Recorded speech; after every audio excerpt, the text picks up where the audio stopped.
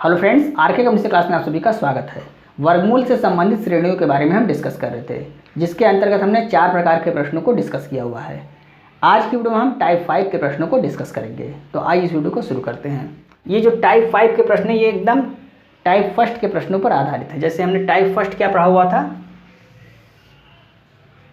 मान लीजिए √12 plus √12 plus √12 plus √12, इस तरह से ये अनंत तक जाता था। ये टाइप फर्स्ट का प्रश्न है। तो हम क्या करते थे, इसका ऐसा फैक्टर करते थे कि 1 का अंतर आए। तो 4 तियाँ 12, इनका अंतर कितना आ रहा है, 1 आ रहा है।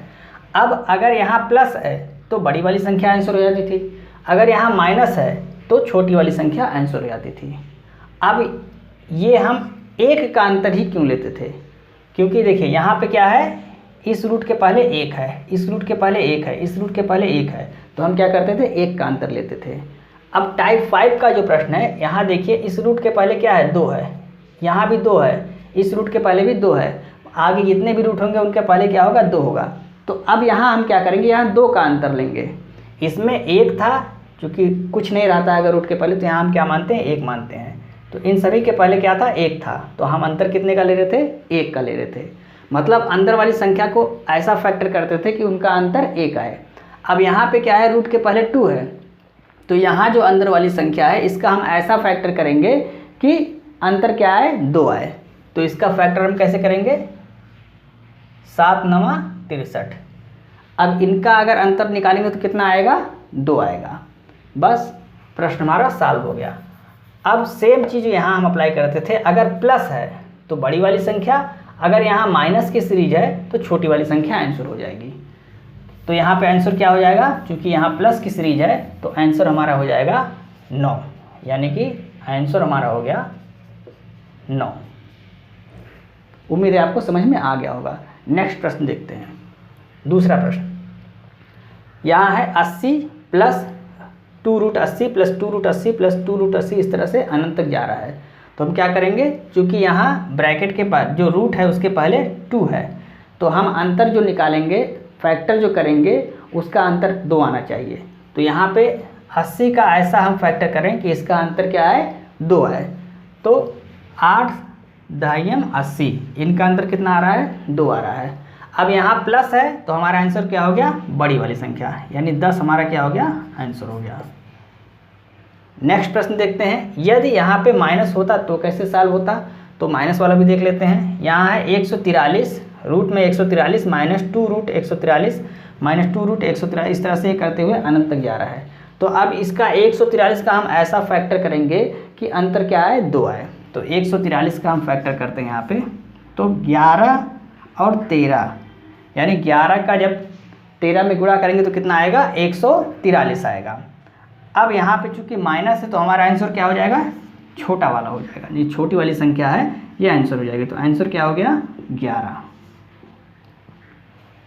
नेक्स्ट प्रश्न देखते हैं। चौथा प्रश्न यहाँ देखिए 35, रूट में 35 माइनस 2√35 माइनस 2√35, इस तरह से क्या है, अनंत तक है।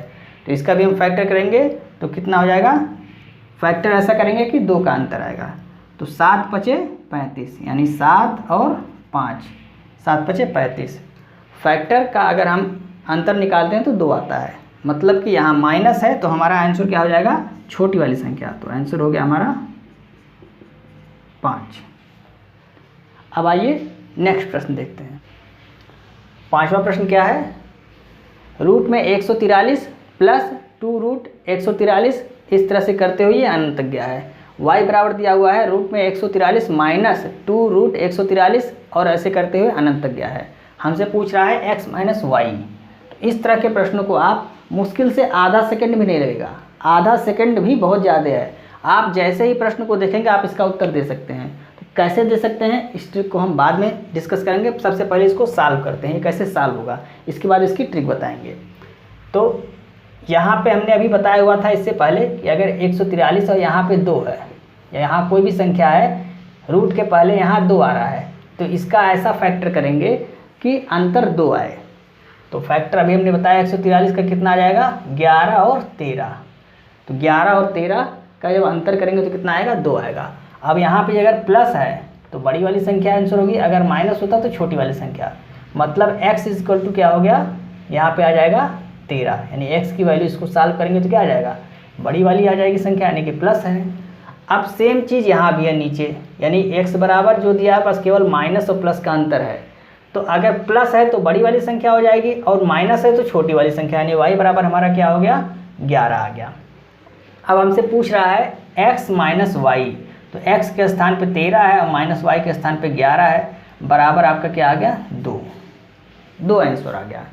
अब इसको देखते ही कैसे आप सॉल्व कर लेंगे, तो इस तरह के प्रश्नों में जब केवल प्लस और माइनस का ही अंतर हो, बाकी चीज़ें सेम हो, केवल प्लस माइनस का अंतर हो और सीरीज समान हो, तो हम क्या करते हैं, जो यहाँ अंतर होता है वही हमारा आंसर हो जाता है। यहाँ अंतर कितना है, 2 है, तो हमारा आंसर क्या हो गया, 2 आ गया।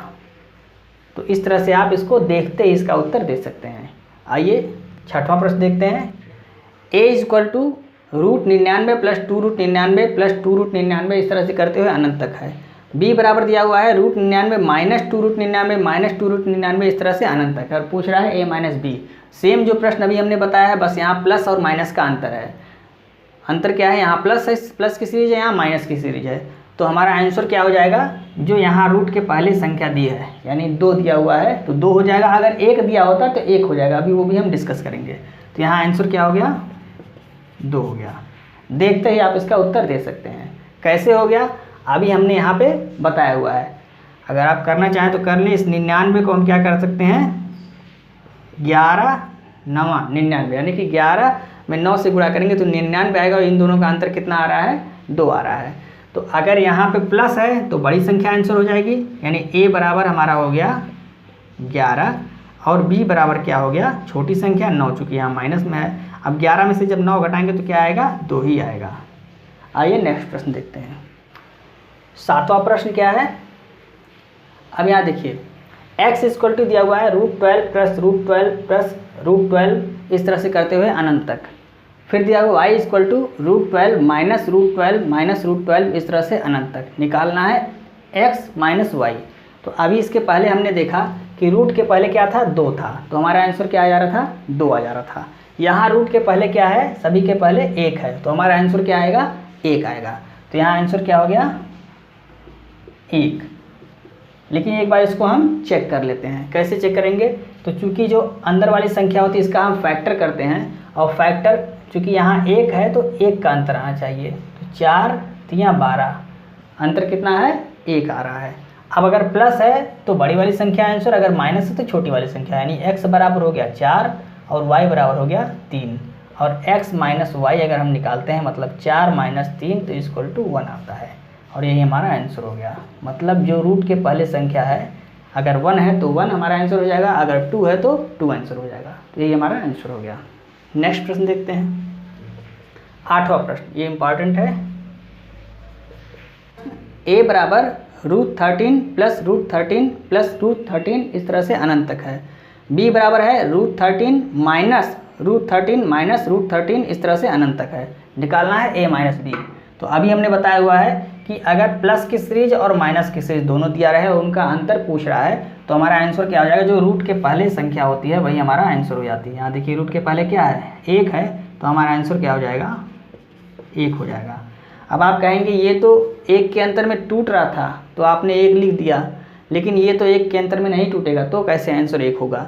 तो हमने टाइप 2 में इसको बताया हुआ है कि जो अगर 1 के अंतर में नहीं टूटता है तो उसको हम कैसे सॉल्व करते हैं, इसका द्विघात समीकरण बना के हम सॉल्व करते हैं। तो यहाँ पे आप a की वैल्यू निकालेंगे द्विघात समीकरण बना के, और b की वैल्यू निकालेंगे, और उसके बाद a माइनस b करेंगे तो आंसर हमारा 1 ही आएगा। आपको थोड़ा सा हिंट हम दे देते हैं, बाकी आप टाइप 2 के प्रश्नों को जब आप देख लेंगे अच्छी तरीके से तो आपको ये समझ में आ जाएगा।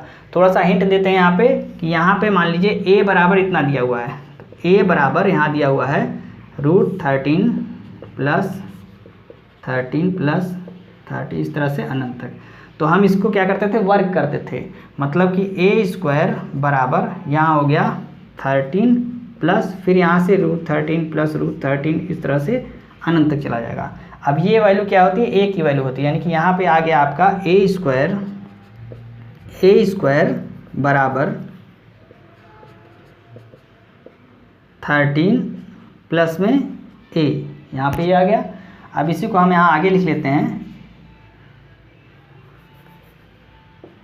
a स्क्वायर, जब ये दोनों इधर जाएगा बराबर के तो माइनस a और माइनस 13 इक्वल टू 0। ये एक द्विघात समीकरण बन गया आपका, यानी कि इस वाले का जो a का आपका द्विघात समीकरण बन गया। अब अगर b का निकालना है आपको तो इसी तरह से b का भी निकालेंगे तो सेम चीज़ रहेगा। यहाँ माइनस है तो ये जो a आ रहा है इसके स्थान पे b रहेगा, तो b यहाँ पे माइनस हो जाएगा, यानी कि इसका जो द्विघात समीकरण बनेगा यहाँ आपका बन जाएगा b स्क्वायर प्लस में b माइनस 13 इक्वल टू 0।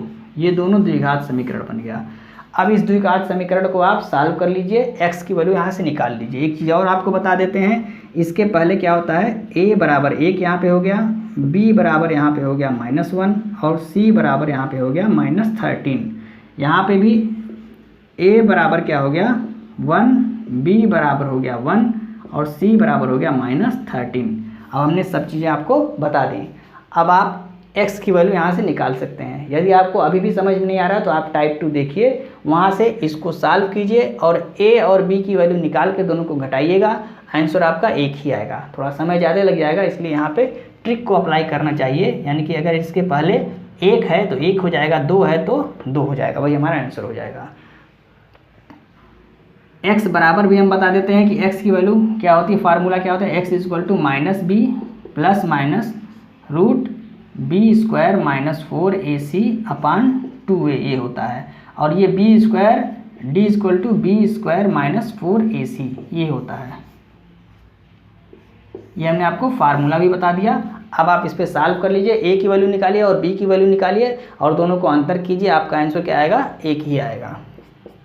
तो दोस्तों आज की वीडियो में बस इतना ही। यदि आपको वीडियो अच्छी लगी तो आप इसे अपने दोस्तों को भी शेयर करें और वीडियो को लाइक और सब्सक्राइब करना ना भूलें और बेल आइकन को प्रेस करें, जैसे हमारी आने वाली सभी वीडियो की नोटिफिकेशन आपको समय समय पर मिलती रहे। जय हिंद।